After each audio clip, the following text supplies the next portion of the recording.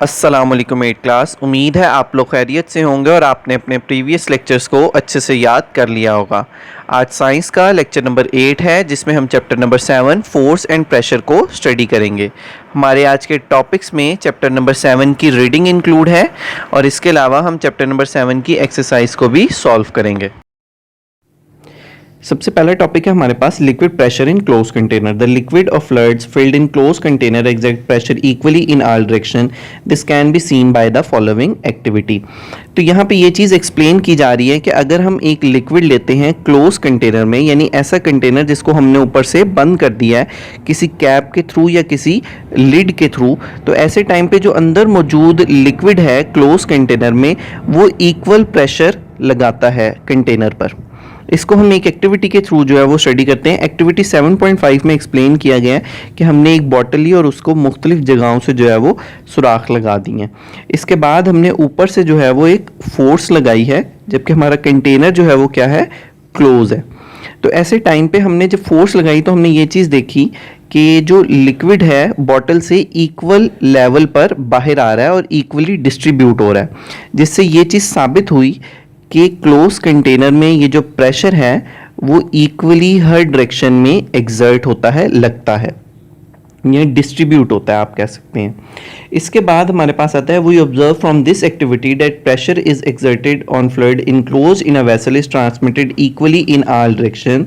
This fact was first time discovered by Pascal and is called Pascal's law. Pascal's law is only applied to the fluid filled in closed vessels. हमने इस activity के through यही चीज़ समझी है कि अगर तो हमारे पास एक क्लोज कंटेनर है और उस पर अगर प्रेशर अप्लाई होता है लिक्विड पे, तो वो जो प्रेशर है वो इक्वली हर डायरेक्शन में डिस्ट्रीब्यूट हो जाता है। जैसे आपने अभी ऊपर डायग्राम में ये चीज़ देखी कि पानी जो है वो हर होल से बराबर तौर पर हर डायरेक्शन से बाहर आ रहा है, जिसने ये चीज़ साबित की कि प्रेशर एक तो इक्वली डिस्ट्रीब्यूट होगा और हर डायरेक्शन में डिस्ट्रीब्यूट होगा। ये चीज़ स्टडी किसने की थी? पास्कल ने, और इस लॉ को नाम दिया गया पास्कल लॉ का। लेकिन पास्कल लॉ सिर्फ उन फ्लूइड्स पर एप्लीकेबल है जो कि क्लोज कंटेनर में रखे जाएं, यानी अगर ओपन कंटेनर की बात होगी जिन पे लिड नहीं होगा तो ऐसे टाइम पर जो है वो ये पास्कल लॉ ऐसे फ्लूइड्स पर एप्लीकेबल नहीं होगा। इसके बाद हमारे पास आता है the branch of science which deals with the transmission of fluid pressure through pipes as a source of mechanical force is called hydraulics. Science की एक ऐसी ब्रांच जो कि इन फ्लूइड प्रेशर्स की ट्रांसमिशन को स्टडी करती है कि वो किस पाइप में किस तरह ट्रांसमिट हो रहे हैं, और फिर इस ट्रांसमिशन को एज अ फोर्स इस्तेमाल करने के तरीक़ेकार को भी स्टडी करे, हम ऐसी ब्रांच को हाइड्रोलिक्स का नाम देते हैं। Such systems are often used to produce a large force with the help of a smaller force. Majorly हम हाइड्रोलिक्स में ये चीज़ स्टडी करते हैं कि हम एक छोटी फोर्स से बड़ी फोर्स किस तरह बना सकते हैं, यानी कम ताकत लगाकर एक बड़ा रिजल्ट किस तरह हासिल कर सकते हैं, ये भी हम हाइड्रोलिक्स में स्टडी करते हैं। ये किस तरह किया जाता है, आइए इसको स्टडी करते हैं। जैसे कि आप लोग ये एक डायग्राम देख सकते हैं, इसमें क्या है कि हमारे पास ये जो F1 है ये स्मॉलर पिस्टन है और इसका एरिया A1 है जो कि स्मॉलर एरिया है, जबकि अगर हम F2 देखें तो ये बिगर पिस्टन है आप जिसे कह सकते हैं, और एरिया इक्वल्स टू A2 है और ये एरिया भी ज़्यादा है। आप देख सकते हैं कि जो हमारे पास F1 वाला एरिया है वो कम है और F2 वाला एरिया ज़्यादा है। तो हमने क्या किया कि जब हमने F1 पर फोर्स अप्लाई की तो ऐसे टाइम पे ये फोर्स फ्लूइड से ट्रैवल करती हुई F2 पर जाके, क्योंकि इसका एरिया बड़ा हो गया है तो इस वजह से ये फोर्स भी जो है वो ज़्यादा महसूस होगी। और यही हमने अभी हाइड्रोलिक्स में स्टडी किया कि छोटी फोर्स के ज़रिए, यानी हमने F1 के ज़रिए एक F2 पैदा कर ली, एक बड़ी फोर्स पैदा कर ली है। आइए इसको स्टडी करते हैं। Force applied on the fluid at smaller piston increase many time when it transmitted to the fluid at the bigger piston. जैसे मैंने आपको बताया कि F1 पे हमने थोड़ी फोर्स लगाई, लेकिन जब वो फ्लूइड से ट्रैवल की और एक बड़े पिस्टन तक गई, F2 तक गई, तो वो एक फोर्स जो है वो बड़ी क्रिएट हुई। This is due to large cross sectional area of the bigger piston. और ये किस वजह से हुआ? क्योंकि जो हमारे पास पिस्टन है उसका एरिया बड़ा है, यानी A2 जो है वो हमारे पास A1 की निस्बत बड़ा है। इसी हाइड्रोलिक सिस्टम पे हमारी लाइफ की बहुत सारी चीज़ें जो हैं वो चल रही हैं, जिसमें हमारे पास जैक सिस्टम है, हमारा ब्रेक सिस्टम है, इनको स्टडी करते हैं। Figure shows a hydraulic system called hydraulic jack. In this system, a small force F1 is applied on a small piston which produces pressure on the oil. Hydraulic jack में हमारे पास एक system आता है जिसमें हम एक स्मॉलर पिस्टन इंस्टॉल करते हैं, जो कि प्रेशर उस पर हम स्मॉलर पिस्टन पे एक फोर्स लगाते हैं. उस फोर्स की वजह से ऑयल में जो है वो प्रेशर क्रिएट होता है. Pressure P is transmitted through the pipe to a very large cylinder fitted with a piston. और ये जो प्रेशर हमारा ऑयल में क्रिएट हुआ है ये पास करता हुआ एक पाइप के थ्रू एक लार्ज सिलेंडर तक चला जाता है, और उस लार्ज सिलेंडर में भी क्या होता है, एक पिस्टन होता है. Since area of this piston is very large, लेकिन अब जो लार्ज सिलेंडर में जो पिस्टन है वो बहुत बड़ा है, so a very large force is produced by pressure P. और इस वजह से एक छोटी फोर्स के जरिए एक बड़ी फोर्स जो है वो क्रिएट होती है, which may be use to lift something very heavy such as car. और इस छोटी फोर्स के ज़रिए हमने जो बड़ी फोर्स क्रिएट की है ऑयल से गुजार कर, वो फोर्स हम कुछ बड़ी हैवी ऑब्जेक्ट्स को उठाने में इस्तेमाल करते हैं. मिसाल के तौर पर आप लोग जब वॉशिंग एरियाज़ में जाते हैं, कार वॉशिंग एरियाज़ में, या आप कार सर्विस एरिया में जाते हैं, तो आप देखते हैं कि वो प्लेटफॉर्म ऊपर उठा के कार की जो है वो सर्विस की जाती है. दरअसल वहाँ पे भी जो है ये जैक सिस्टम, हमारा हाइड्रोलिक जैक सिस्टम इस्तेमाल होता है. इसको डायग्राम में भी देख लीजिए कि सबसे पहले हमारे पास स्मॉल पिस्टन है, इस पे हमने F1 फोर्स लगाई. ये ऑयल के थ्रू गुजरती हुई जब F2 तक पहुंची तो ये पिस्टन जो है वो इसका एरिया जो है वो ज़्यादा था, और ऑयल से पास होते हुए प्रेशर ने जब प्रेशर लगा हमारे बड़े पिस्टन पर, तो जो F2 हमारे पास पैदा हुई, जो फोर्स 2 पैदा हुई, वो ज़्यादा पैदा हुई F1 की निस्बत. Valve V1 and V2 prevent the back flow of oil. और आप यहाँ पे डायग्राम में देख सकते हैं कि यहाँ पे वाल्व्स लगे हुए हैं V1 और V2. ये दरअसल ऑयल के बैक फ्लो को वापस जाने से रोकते हैं, और इसकी वजह ये होती है ताकि ये जो हमारा हैवी लोड है, इसके लोड से कहीं ऑयल वापस बैक फ्लो ना कर जाए और फिर हमारा जो चीज़ है वो गिर जाएगी. ऐसे टाइम पे वॉल्व्स जो हैं वो बंद कर दिए जाते हैं, ऑयल उस जगह पे मेंटेन रह जाता है, और हमारी जो चीज़ हमने उठाई हुई है, मिसाल के तौर पे कार को हमने रेस किया हुआ है, वो कार हमारी वहीं पर स्टे करती है. When the oil stopper is open, the oil is in the large cylinder flows back to the oil tank and the load is brought down. और जब हमें इस लोड को या इस वजन को इस कार को नीचे लाना है, तो हम यहाँ पे आप डायग्राम में देख सकते हैं एक स्टॉपर है, यहाँ से हम ऑयल को जो है वो रिलीज करवा देते हैं, और एज अ रिजल्ट जो स्लोली हमारा जो एक जैक सिस्टम है, या कहीं हमारा जो प्लेटफॉर्म है कार का या लोड का, वो नीचे आना शुरू हो जाता है, जो कि हमारी फोर्स 2 कम हो रही होती है. इसके बाद हमारे पास आता है ब्रेक सिस्टम. ये हाइड्रोलिक ब्रेक सिस्टम जो है वो हमारे हैवी व्हीकल्स में यूज़ किया जाता है, जैसे कि आप लोग बसेस वगैरह देखते हैं. इसमें भी सिंपल जो है क्या किया जाता है कि it consist of a pipe and 2 cylinders. It is filled with special fluid called brake oil. इसमें एक पाइप होता है और 2 सिलेंडर्स लगे होते हैं, और इस पाइप को जो है एक स्पेशल फ्लूइड से फिल किया जाता है जिसका नाम है brake oil. At one end of a pipe there is a cylinder fitted with a small piston called master cylinder. एक एंड पे हमारे पाइप के मास्टर सिलेंडर लगा होता है. आप डायग्राम में देख सकते हैं, जो शूज़ के बिल्कुल नीचे लिखा हुआ है मास्टर सिलेंडर, इसमें हमने एक स्मॉल पिस्टन लगाया होता है. At the other end of the pipe there is a second cylinder fitted with a large piston called slave cylinder. और जब हम बिल्कुल आगे मूव करते हैं मास्टर सिलेंडर से पाइप के थ्रू, तो हम देखते हैं कि आगे एक स्लेव सिलेंडर लगा हुआ है. When small piston is pushed into master cylinder by applying a small force on brake pedal, the pressure thus produced is transmitted without loss to slave cylinder. तो अब क्या होता है कि जैसे ही हम ब्रेक पेडल को फोर्स अप्लाई करते हैं, जैसे ही हम ब्रेक पेडल को दबाते हैं, तो ये जो स्मॉल पिस्टन है वो मास्टर सिलेंडर के अंदर एंटर कर जाता है, और जो फोर्स है वो पाइप में मौजूद ब्रेक ऑयल के थ्रू ट्रैवल करती हुई स्लेव सिलेंडर तक पहुंच जाती है.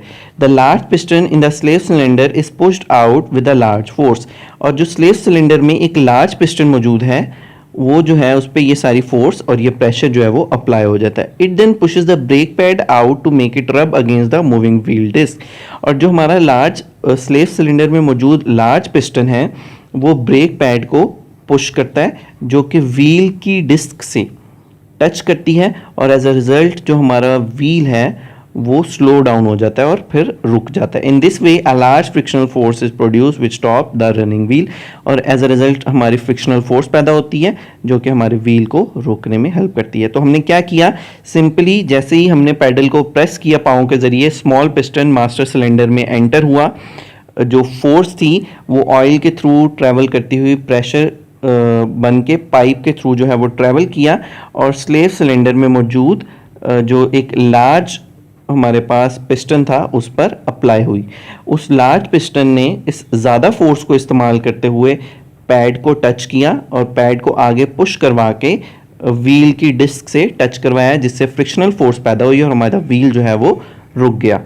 इसके बाद हमारे पास नेक्स्ट आता है gas pressure in a container. Molecules of a gas in a container are in continuous state of random motion in all direction. During their motion, they collide with each other and with the walls of the container. Gas molecule colliding with the walls of the container exert force on the walls of the container and thus produce pressure. If the volume of the container is decreased for some quantity of the gas, of the distance between the same particle also decreases, and there are more collision of the particle with the walls of the container. As a result, the gas pressure increases. तो इसमें ये चीज़ बताई गई है कि अगर हम किसी कंटेनर में, अभी तक हम लोग जो स्टडी करते आ रहे थे वो हम लिक्विड के प्रेशर को स्टडी करते आ रहे थे, अब हम यहाँ से गैस के प्रेशर को स्टडी करना स्टार्ट कर रहे हैं। तो इधर ये चीज़ बताई गई है कि अगर हम गैस को किसी कंटेनर में फिल करके रख देते हैं तो ऐसे टाइम पे ये जो गैस के मॉलिक्यूल्स मौजूद होते हैं हमारे कंटेनर में, वो एक दूसरे से भी टकराते हैं, यानी मॉलिक्यूल से भी टकराता है, और इसके अलावा ये मॉलिक्यूल जो कंटेनर की वॉल है उसके साथ भी कॉन्स्टेंटली टकरा रहे होते हैं, क्योंकि ये कॉन्स्टेंटली मूव कर रहे होते हैं। ये जो इनका टकराना है एक दूसरे के साथ और स्पेशली कंटेनर की वॉल के साथ, हम इसको गैस का प्रेशर कंसीडर करते हैं। अब नेक्स्ट पैराग्राफ में ये चीज़ बताई गई है कि अगर हम उस कंटेनर के वॉल्यूम को, यानी जो उसका एक घेरने वाली जगह है, अगर हम उसको कम कर देते हैं, यानी एक बड़े कंटेनर के बाद छोटा कंटेनर ले लेते हैं और गैस उतनी ही लेते हैं, तो हमारा प्रेशर जो है वो बढ़ जाता है, क्योंकि हमारे नंबर ऑफ मॉलिक्यूल्स तो ज़्यादा रहे और जो हमारा एरिया या वॉल्यूम है वो कम हो गया, यानी जो जगह थी वो कम हो गई और जो मॉलिक्यूल्स थे उनकी अमाउंट बराबर रही। तो ऐसे टाइम पे मॉलिक्यूल्स के लिए मूव करने के लिए जगह जो है वो कम हो गई और वो बार बार वॉल से टकराएंगे, और इस बार बार टकराने की वजह से प्रेशर जो है वो ज़्यादा हो जाएगा। तो यहाँ पे ये नतीजा निकलता है कि अगर हम कंटेनर का वॉल्यूम डिक्रीज करेंगे तो प्रेशर जो है वो इंक्रीज करता है, अगर हमारे मॉलिक्यूल्स की तादाद सेम रहे। इसके बाद हमारे पास the gas pressure can also be increase by adding more gas in the container. Addition of more gas molecules mean more collisions with the walls of the container and hence more pressure. तो यहाँ पे यही चीज़ explain की गई कि अगर हम volume को डिक्रीज कर देते हैं या नंबर ऑफ मॉलिक्यूल्स को इंक्रीज कर देते हैं तो एज अ रिजल्ट हमारा जो प्रेशर है वो इंक्रीज हो जाता है। वजह क्या है कि हमारा कोलिजन यानी टकराने की जो अमाउंट है मॉलिक्यूल्स के आपस में वो बढ़ जाती है। नेक्स्ट आता है हमारे पास न्यूमेटिक्स।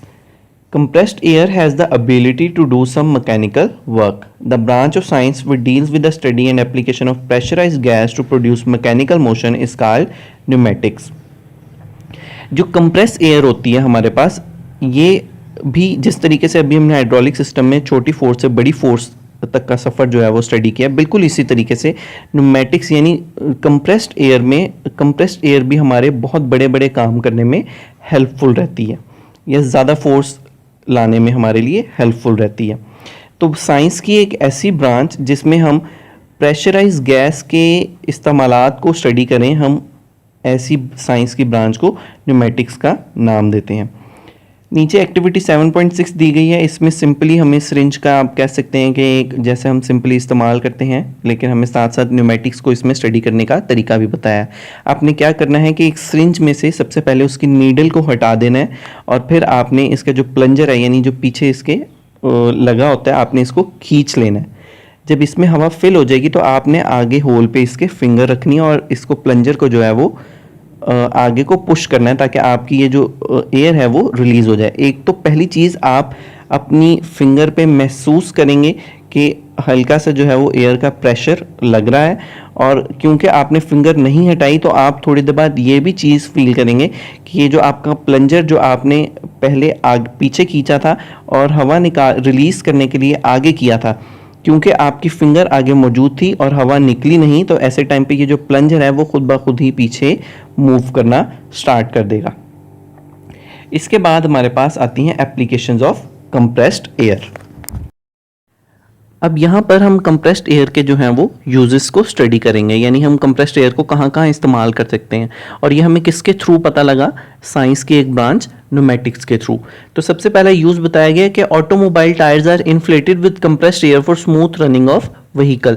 तो जो हमारे मुख्तलिफ व्हीकल्स होते हैं उनके टायर्स में हम कौन सी एयर फिल करते हैं, कंप्रेस्ड एयर, ताकि जो है उस व्हील्स जो हैं वो स्मूथली रन कर सके। Spray guns use compressed air for spraying paint. आप लोगों ने अक्सर देखा होगा जब घरों पर कहीं पर पेंट हो रहे होते हैं तो स्प्रे गन्स यूज़ की जा रही होती हैं, उनमें भी दरअसल जो मौजूद होती है वो कंप्रेस्ड एयर ही मौजूद होती है। Air powered motors are used compressed air to work. Such motors are used at the place where electric motors are not suitable for safety reasons. ऐसी कुछ जगहें होती हैं या ऐसे कुछ एरियाज होते हैं जहाँ पर हम इलेक्ट्रिसिटी को इस्तेमाल नहीं कर सकते। मिसाल के तौर पर जहाँ पे पानी की फरावानी है वहाँ पर डेफिनेटली हम इलेक्ट्रिसिटी को यूज़ करेंगे तो करंट लगने का खर्चा है। तो ऐसे टाइम पर हम लोग जो हैं वो एयर पावर्ड मोटर्स जो है इस्तेमाल करते हैं, जिसमें कंप्रेस्ड एयर जो है वो इलेक्ट्रिसिटी की जगह पर इस्तेमाल की जाती है और फिर मोटर जो है वो रन करती है। Compressed air is used to operate air powered tools like hammer, drills etc। और कंप्रेस्ड एयर जो है वो इस्तेमाल की जाती है ताकि हम ड्रिल्स को या हैमर्स को भी इस्तेमाल कर सकें। The compressed air is also used in air brake system in heavy vehicles. When a brake pedal is pressed the compressed air is released from the storage tank. This air pushes the brake pad against the moving wheel to stop its motion. और compressed air को हम heavy vehicles में भी इस्तेमाल करते हैं ताकि हम जो है वो ब्रेक लगा सकें। होता क्या है कि हम पैडल को अप्लाई करते हैं और ऐसे टाइम पर जो है वो एयर कंप्रेस होती है और जाके स्टोरेज टैंक से जो है वो कंप्रेस्ड एयर रिलीज होती है और जाके जो है वो ब्रेक पैड को पुश करती है। और फिर वही बात कि ब्रेक पैड जो है वो व्हील डिस्क को टच करता है और व्हील डिस्क में फ्रिक्शन क्रिएट होने की वजह से व्हील जो है वो रुक जाता है। Most of the dentistry tools use compressed air for the working, it is safer for the patient. और जो डेंटिस्ट्री टूल्स होते हैं जो आपके डेंटिस्ट इस्तेमाल करते हैं आपके टीथ वगैरह एग्जामिन करने के लिए, वो भी जो है कंप्रेस्ड एयर इस्तेमाल करते हैं इंस्टेड ऑफ इलेक्ट्रिसिटी। और इसका रीज़न भी वही है कि इलेक्ट्रिसिटी से पॉसिबल है कि करंट लग जाए पेशेंट को, और कंप्रेस्ड एयर इसलिए इन टूल्स में भी इस्तेमाल की जाती है। इसके बाद हमारे पास नेक्स्ट टॉपिक है aerosols. The products using Sol system are called aerosol. Sol is a mixture of suspended solid or liquid particle in a gas or air. Different type of aerosols are used for different purposes. They are used as air freshener, insect repellent, hair sprays, cleaning agents, spray paint, medicinal sprays like inhalers etc. तो जो जिस भी product में आप soul का word देखते हैं दरअसल वो कौन सा सिस्टम इस्तेमाल कर रहे हैं, एरोसोल का सिस्टम इस्तेमाल करते हैं। अब यहाँ पे देख लेते हैं कि सोल क्या चीज़ है। सोल दो चीज़ों का मिक्सचर है। पहली चीज़ गैस या एयर, दूसरी चीज़ सॉलिड या लिक्विड के सस्पेंडेड पार्टिकल्स जो कि उस एयर में मिक्स ना हो, हम उन ऐसे पार्टिकल को सस्पेंडेड पार्टिकल्स कहेंगे। तो या पहली चीज़ होगी गैस या एयर, क्योंकि गैस या एयर इसलिए कह रहे हैं क्योंकि दोनों चीज़ें सेम ही है, एयर भी दरअसल गैस ही होती है। और दूसरी चीज़ सॉलिड और लिक्विड के सस्पेंडेड पार्टिकल्स जो कि हल नहीं हुए हुए। इनके इस्तेमालात बहुत सारे हैं जिनमें से कुछ आप लोगों के सामने मेंशन किए गए हैं, जैसे कि एयर फ्रेशनर में हमारे पास एरोसोल मौजूद होता है, हमारे जो बॉडी स्प्रेज होते हैं, हेयर स्प्रेज होते हैं, इसके अलावा मेडिसिनल स्प्रेज जैसे कि इनहेलर जो अस्थमा पेशेंट यूज़ करते हैं, ये सब जो है वो एरोसोल्स का सिस्टम यूज़ करते हैं। अब एरोसोल वर्क किस तरह करता है वहाँ यहाँ पे ये बताया गया। An aerosol contains a mixture of two fluids, one that boils below room temperature called the propellant and the other one is product.